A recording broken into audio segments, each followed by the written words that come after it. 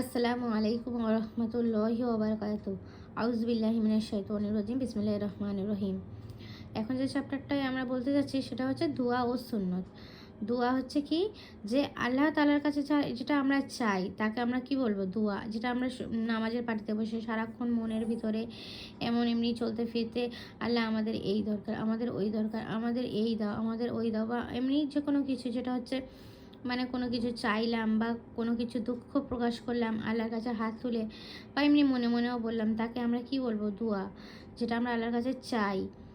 আর সুন্নত কাকে বলবো? সুন্নত হচ্ছে আমাদের নবী সাল্লাল্লাহু আলাইহি ওয়াসাল্লামের তরিকা, মানে ওনার অনুযায়ী, যেটা আমি আগেও বলেছি যে ওনার অনুযায়ী চলাফেরা, ওঠা বসা, খাওয়া দাওয়ার মধ্যে আমরা যে নবীজির যেভাবে চলে গিয়েছে, মানে যেইভাবে পৃথিবীতে চলাফেরা করেছে, সেইভাবে আমরা ওনার কাজ অনুযায়ী, ওনার তরিকা অনুযায়ী যদি আমরা চলি, সেটাকে আমরা কি বলবো, নবীজির সুন্নত।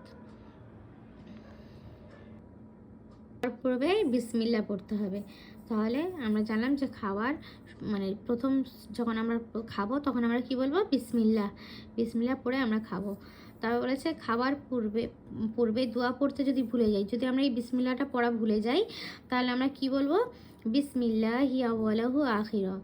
যে শুরুতে বিসমিল্লাহ পড়েনি, যখন শেষ লোকমায় সে যদি বিসমিল্লাহি আউয়ালাহু আখিরা এটা যদি পড়ে, তখন সে কি হবে, সে যে বিসমিল্লাটা পড়েনি সেটা আদায় হয়ে যাবে। এতক্ষণ শয়তান যেটা খাচ্ছিল, তখন শয়তান কি হবে, সেই খাওয়াটা আর কিছুতে খেতে পারবে না। বিসমিল্লা না পড়ার কারণে শয়তান যেটা খাচ্ছিল, সেই দোয়ার সঙ্গে সঙ্গে শয়তান কি করবে, সব কিছু মানে বার করে দেবে তার ভিতর থেকে। তা বলেছে খাওয়ার, এটা খাওয়ার মাঝে দোয়া, তারপরে খাওয়ার পরে দোয়া। খাওয়া শেষ করার পরে আমরা কি বলবো, আলহামদুলিল্লাহিল্লাযী আত'আমানা ওয়া সাকানা ওয়া জাআলানা মুসলিমিন। তাহলে খাওয়ার পরে আমরা যখন খাওয়া শেষ করব তখন কি বলবো, যে আলহামদুলিল্লাহিল্লাযী আত'আমানা ওয়া সাকানা ওয়া জাআলানা মুসলিমিন, এটা পড়বো। ঠিক আছে, এটা হয়ে গেল। এবার হচ্ছে তার মধ্যে এবারে যেটা হচ্ছে খাওয়ার সুন্নত সমূহ। খাওয়ার সুন্নতে আমরা কি মানে কিভাবে খাবো। ফার্স্ট হচ্ছে দস্তরখান বিছানো। প্রথম কি করবো, আমরা দস্তরখান বিছাবো। দু হাতের কবজি পর্যন্ত ধোবো। আর 3 হচ্ছে এক হাঁটু তুলে, মানে একটা হাঁটু তুলে, কিংবা তাশাহুদ, যেরকম আমরা নামাজ পড়াতে তাশাহুদ ব্যবহার করি, সেরকম তাশাহুদের আকৃতিতে বসবো। 4 হচ্ছে হেলান দিয়ে না খাওয়া, মানে আমরা হেলান দিয়ে খাবো না ভাত, কারণ গুনাহগার হব, এটা নবীজির সুন্নত অনুযায়ী চলাচলতি নয়। আর 5 খাওয়ার পূর্বে দোয়া পড়া। খাওয়ার পরে আমরা কি করব, দোয়া পড়ব, যেটা এটা, যে খাওয়ার পরের দোয়া আলহামদুলিল্লাহিল্লাযী আত'আমানা ওয়া সাকানা ওয়া জাআলানা মুসলিমিন। তারপরে 6 কি হচ্ছে, যে বলেছে ডান হাত দিয়ে না খাওয়া, ডান হাত দিয়ে খাওয়া। আমরা কি করব, ডান হাত দিয়ে খাবো। আচ্ছা, 7 হচ্ছে 3 আঙুল দিয়ে খাওয়া। কি, 3টে আঙুল দিয়ে খেতে হবে। প্রথম হয়তো সম্পূর্ণ ভাতটা 3 আঙুল দিয়ে খাওয়া যাবে না, হয়তো প্রথম তিন গালের মতো অল্প একটু ভাত তুলে 3বার মতো 3 আঙুল দিয়ে খাওয়া যাবে। তারপরে যেরকমভাবে খাই আমরা, অল্প আঙুল দিয়েই খাওয়া যাবে, যতটুকু আমাদের কম আঙুল ইউজ করা হয়। 8 নিজের সামনে থেকে খাওয়া। নিজের সামনে থেকে খাওয়া, বেঁকে ঘুরে পিছন থেকে এইসবভাবে খাওয়া যাবে না। খাওয়া এগুলো সুন্নতের মধ্যে পড়ে না। 9 অত্যাধিক গরম খাদ্য না খাওয়া। আমরা এখন কিন্তু বেশিরভাগই সব মানুষ কি চাই, গরম চাই, কিন্তু এই গরম খাওয়া যাবে না। অত্যাধিক গরম খাদ্য খাওয়া যাবে না, এটা নবীজির সুন্নতের মধ্যে পড়বে না। 10 খাবারের কোনো রকম দোষ ত্রুটি না ধরা। খাবারের মধ্যে যদি কোনো ভুল ত্রুটি হয়, করে নুন বেশি হয়ে গেছে, আমরা তো এখনের মধ্যে কিছু বলে ফেলি, এই যদি খাবারটা মজা না হয়, একটু ভালো হয়নি, মজা হয়নি, নুন বেশি দিয়ে দিয়েছে না, একদম ভালো করে রান্না করতে পারিনি, এইভাবে বলা যাবে না, এগুলো হচ্ছে গুনাহগার। নবীজি যদি কোনো খারাপ খাওয়া থাকতো, খারাপ কোনো কিছু যদি মানে পছন্দ না হতো খাবারের মধ্যে, কোনো দিন বলতেন না যে খাবারটা ভালো হয়নি। ওনার যতটা খাবার খেয়ে উনি কী করতেন, যতটা খাবার উনি খেয়ে তারপরে উঠে যেতেন। তাই খাবারে কোনো রকম দোষ ত্রুটি না ধরা। যদি কোনো লোকমা পড়ে যায় তবে তা তুলে পরিষ্কার করে খাওয়া। যদি একটা লোকমা আমরা দস্তরখানা বিছিয়ে খাচ্ছি, তো দস্তখানা বিছালে তো অলরেডি দস্তখানা পরিষ্কারই থাকে। তাই ওদের যদি কোনো একটা ভাত পড়ে যায় বা কোনো কিছু পড়ে যায়, আমরা তুলে তা কী করবো, পরিষ্কার করে খেয়ে নেবো, যাতে না কোনোতে কোনো নোংরা না লেগে থাকে। 12, পাত্র আঙুল ছিটে পরিষ্কার করা। যেই পাত্রতে খাবো সেই পাত্রটাকে কী করবো আমরা খাওয়ার শেষে, মানে ওটা ভালো করে পরিষ্কার করে খাবো। তারা হচ্ছে খাওয়ার পর দোয়া পড়া, যেটা আমরা বলেছি যে খাওয়ার পরে দোয়া, এই যে আলহামদুলিল্লাহিল্লাযী আত'আমানা ওয়া সাকানা ওয়া জা'আলানা মুসলিমিন। সেটা দেখলাম যে খাওয়ার পরে দোয়া এইটা পড়তে হবে, খাওয়া শেষ করবো এবং ওই দোয়াটা পড়বো। তারপর হচ্ছে 14 নম্বরে আমরা খাওয়ার পরে হাত ধোবো এবং কি করব, কুলি করব। খাবার শেষ হয়ে গেলে আমরা এটা করে থাকি যে হাত ধোয়া, এবং অনেকে কুলি করে না, কিন্তু এই কুল্লিটা করা আমাদের সুন্নাতের মধ্যে। খাওয়ার পরে হাত ধোয়া এবং কুল্লি করা। তো এই হলো 14টা খাওয়ার পরে সুন্নত। এগুলো খাওয়ার সময় বা খাওয়ার মধ্যে আমরা প্রথম থেকে খাওয়ার শেষ করা পর্যন্ত আমরা কি কি করব, এটা হচ্ছে নবীজির সুন্নত। এই নবীজির সুন্নত অনুযায়ী আমাদের চলাফেরা করতে হবে। এবারে আরও অনেক কিছু সুন্নাত আছে, সেগুলো হচ্ছে এই যে যেগুলো মানে আমরা দোয়া আছে, অনেক কিছু আছে, সেগুলো আমরা আস্তে আস্তে যদি মানে যতটা পারবো আমি বলে দেব।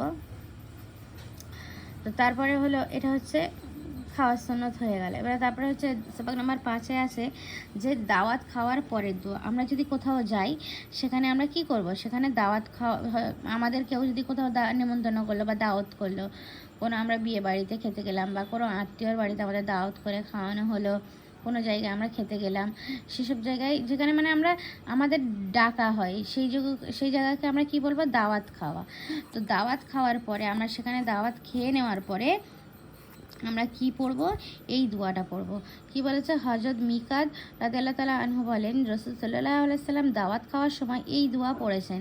কি দোয়া, আল্লাহুম্মা আত'ইম মান আত'আমানি ওয়াসকি মান সাকানি। একবার বলে দিচ্ছি, আল্লাহুম্মা আত'ইম মান আত'আমানি ওয়াসকি মান সাকানি। এইভাবে করতে হবে, আল্লাহুম্মা আত'ইম মান আত'আমানি ওয়াসকি মান সাকানি।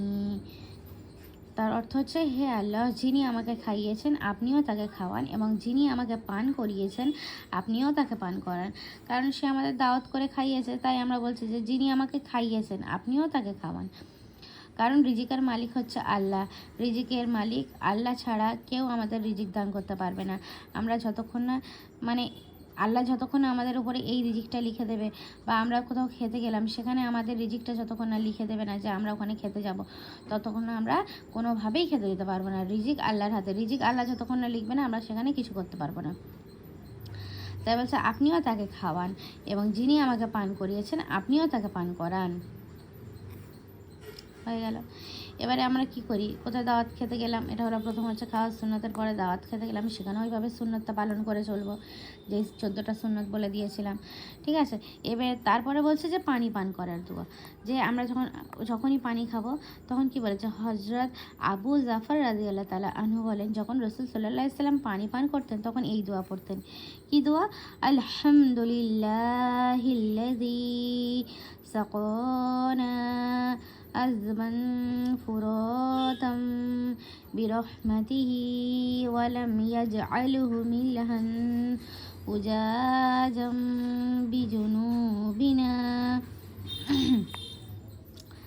কি বলছে, আলহামদুলিল্লাহিল্লাযী সাকানা আযবান ফুরাতাম বিরহমাতিহি ওয়ালাম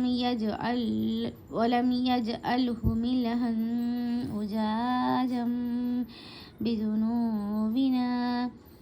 অর্থ হচ্ছে, এটা এমনি মানে আমি এটা টান দিয়ে পড়লাম বলে এটা অনেকে এরকমভাবে পড়তে পারে, আলহামদুলিল্লাহিল্লাযী সাকানা আযবান ফুরাতাম বিরহমাতিহি ওয়ালাম ইয়াজআলহু মিলহান উজাজাম বিজুনুবিনা। এইভাবে অনেকজনা পড়তে পারে।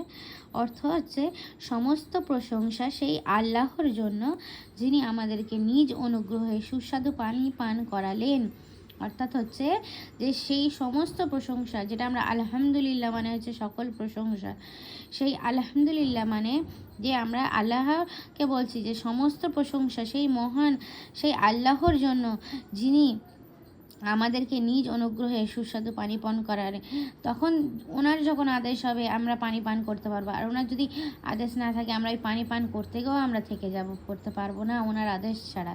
তাই বলেছে যে পানি পান করালেন, এবং ওই পানিকে, ওই যে পানি আমরা পান করলাম, ওই পানিকে আমাদের গুনাহের কারণে, আমরা তো সারাদিন কত গুনাহ করে থাকি, তবুও আমরা কি আল্লাহর সুস্বাদু পানি পান করতে পারি। আমাদের গুনাহের কারণে ওই পানিকে লবণাক্ত তিক্ত করেননি, মানে লবণযুক্ত, নুনযুক্ত বা তিক্ত বা তেতো করেননি। সমস্ত প্রশংসাই মহান আল্লাহর জন্য, যিনি আমাদেরকে নিজ অনুগ্রহে নিজের ডাকে দিয়ে সুস্বাদু পানি পান করালেন, এবং ওই পানি আমাদের গুনাহের কারণে কি করেনি, লবণযুক্ত বা তেতা করেনি।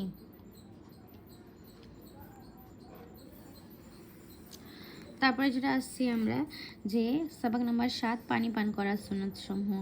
পানি পান করার, যে আমরা পানি খেলাম, এই পানি খাওয়ার মধ্যে যে দোয়াটা পড়বো, দোয়ার আগে যে আমরা কাজটা করবো সেটা হচ্ছে কি, এক, ডান হাত দ্বারা পান করা। আমরা কি করব, ডান হাত দ্বারা পানি পান করব। 2, বসে পানি পান করব। 3, দেখে পান করা। আমরা প্রথম পানি পান করার মধ্যে যে সুন্নতটা আসছে কি, ডান হাত দিয়ে পানি পান করব, বাম হাত দিয়ে না। বাম হাত দিয়ে পানি পান করা যায় না, ডান হাত দিয়ে পানি পান করতে হবে। 2, বসে পান করতে হবে। বসে মানে ভালোভাবে বসে, কোনো জায়গায় বসে দাঁড়িয়ে পানি পান করা যাবে না। 3, দেখে পানি পান করতে হবে। যখন আমরা এই পানিটা পান করবো তখন আমরা দেখে নেব একবার। তারপর হচ্ছে কি, আমরা বিসমিল্লাহ পরে পান করব। বিসমিল্লাহ বলে আমরা গালে মানে পানিটা দেবো। 5, 3, নিঃশ্বাসে পান করা, মানে এই পানির ভিতরে নিঃশ্বাস ছাড়া যাবে না। আমরা একবার নিলাম, বাইরে নিঃশ্বাস ছাড়লাম, ফের আরেকবার ঢোক নিলাম, বাইরে নিঃশ্বাস ছাড়লাম, আরেকবার ঢোক নিলাম, 3বার এইভাবে অল্প অল্প করে নিয়ে তারপরে আমরা যতটা পানি খাওয়ার 1 চোটা পানি খেয়ে নিলাম। কিন্তু প্রথমে আমরা 3 শ্বাসে পান করব, এই না পানি নিয়েই ঢকঢক করে খেয়ে নিলাম, এইভাবে 3 শ্বাসে, ওই জন্য এখানে বলা হয়েছে। আর 6 হচ্ছে পান করার পরে আলহামদুলিল্লাহ পড়া। যখন আমরা পান করে নেব, শেষ করে দেবো, তখন কি বলবো, আলহামদুলিল্লাহ। আর এর সাথে সাথে কি করব, এই যে পানি পান করার দোয়াটা পড়ে নেবো, এইটা আলহামদুলিল্লাহিল্লাযী সাকানা আযবান ফুরাতাম বিরহমাতিহি ওয়ালাম ইয়াজআল লাহু মিলহান উজাজাম বিজুনুবিনা, এই দোয়াটা পড়ে নেব। তাই এখানে বলেছে যে পানি পান করার পরের এই দোয়াটা। তারপরে এবারে আস্তে আস্তে আরও অনেক দোয়া আছে, দুধ পান করার দোয়া, শোয়ার দোয়া, এগুলো এবারে আমি অন্যদিন একদিন বলে দেবো। আজ এই পর্যন্ত। আসসালামু আলাইকুম ওয়া রাহমাতুল্লাহি ওয়া বারাকাতুহু।